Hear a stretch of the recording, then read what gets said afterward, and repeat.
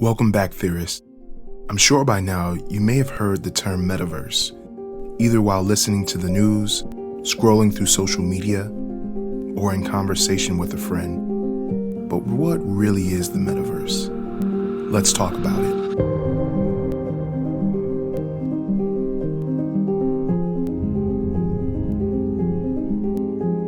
The metaverse isn't just one thing. It's a host of technologies employed to recreate aspects of our physical reality, or unique experiences that can't be had in our real lives, that are so immersive they are indistinguishable from reality.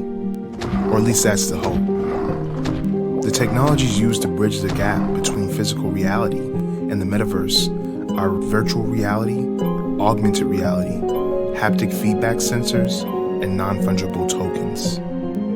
You've probably seen VR, where people put on a headset and play more immersive versions of games where high-resolution displays with high refresh rates are placed in front of each eye to cover your field of view. Coupled with head tracking, and in some headsets eye tracking, you have a package that recreates seeing in the physical world.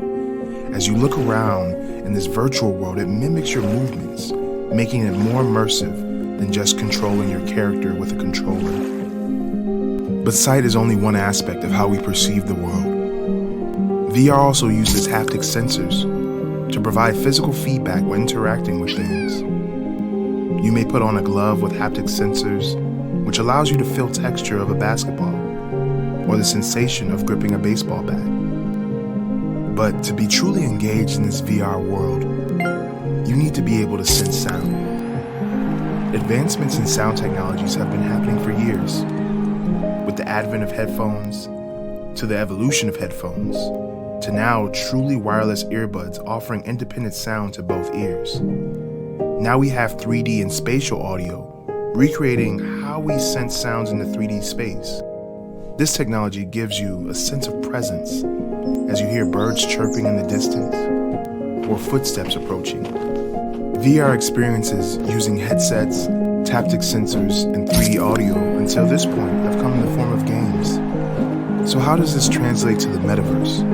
Or will it be any different? The picture isn't totally clear, but we've seen companies show demos of meetings hosted in VR rooms with digital avatars of individuals, or virtual concerts taking place in video games, bringing social gatherings that would otherwise only be had in the physical world into the virtual space.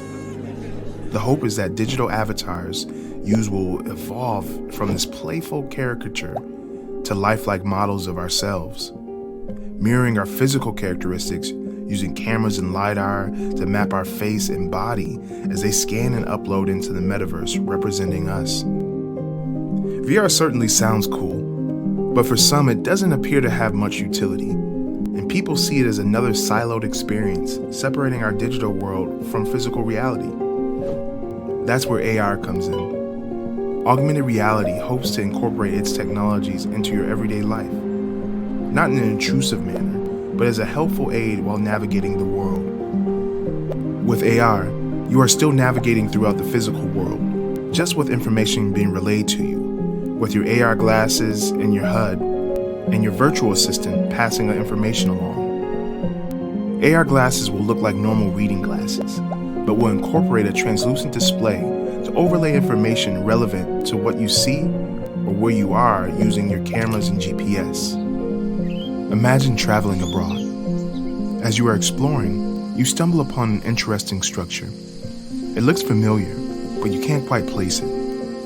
While wearing your AR glasses, your camera and LiDAR sensors have scanned and taken images of the structure. Coupled with location and date, it searched and found that you are looking at an ancient temple. With use of AR, it lessened the layers of interaction for getting contextual information. Something that would have required encapsulating what you saw into words, formulating it into a query, was done in mere seconds. That's the beauty of technology.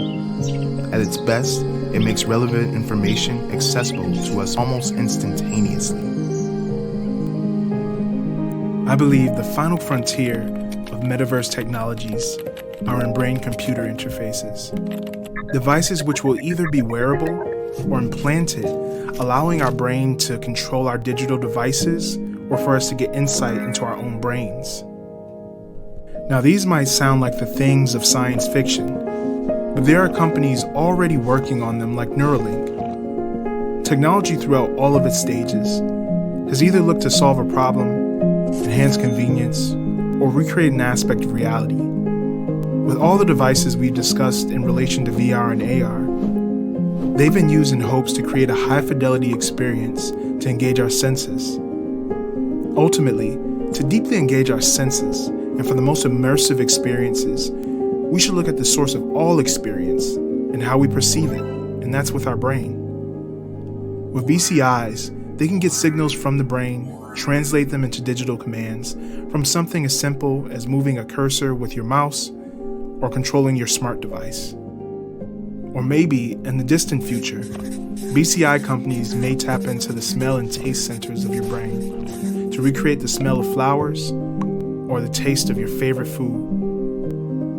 At that point, in conjunction with VR and AR devices, you've covered all the senses for a complete immersive experience. And that begs the question, to what end?